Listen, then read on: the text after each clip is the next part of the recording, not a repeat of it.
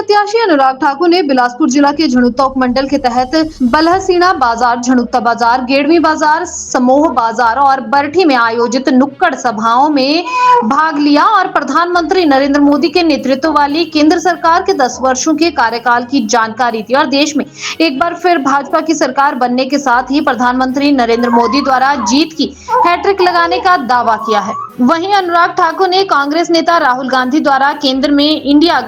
गठबंधन की सरकार बनने के बाद गरीब महिलाओं के खाते में 8,500 रुपए प्रति माह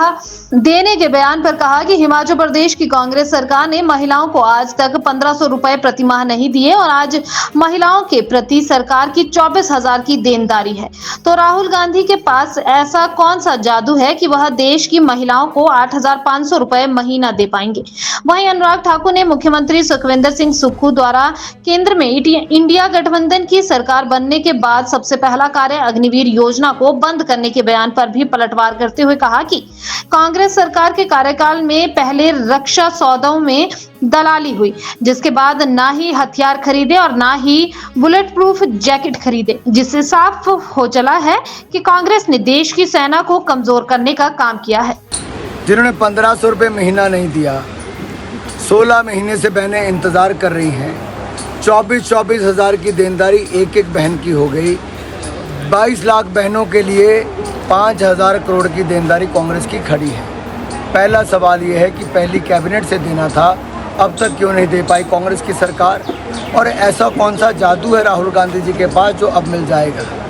16 महीनों से नहीं मिला, वो आगे भी नहीं मिल पाएगा। इन्होंने ना छत्तीसगढ़ में दिया, ना राजस्थान में दिया, अब हिमाचल की जनता को भी ठगने का काम किया। ये ठगने वालों की सरकार है, ठगों की सरकार है। कांग्रेस ने पहले सेना को खत्म करने का प्रयास किया, रक्षा दलाली खाई,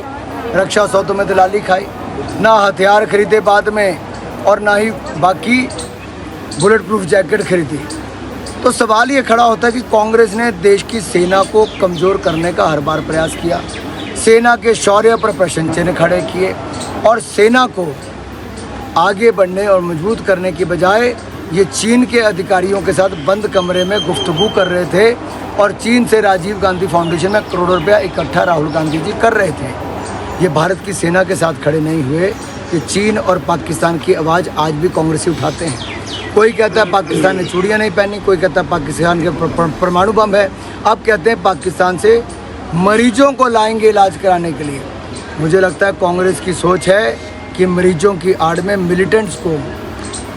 कहीं रास्ता खोलने की सोच तो नहीं रही। अरे जो आतंकवादी हमले भारत पर कराते हैं, हम उनके साथ तो मैच भी नहीं खेलते हैं, उनके मरीजों का इलाज कराना तो दूर की बात है।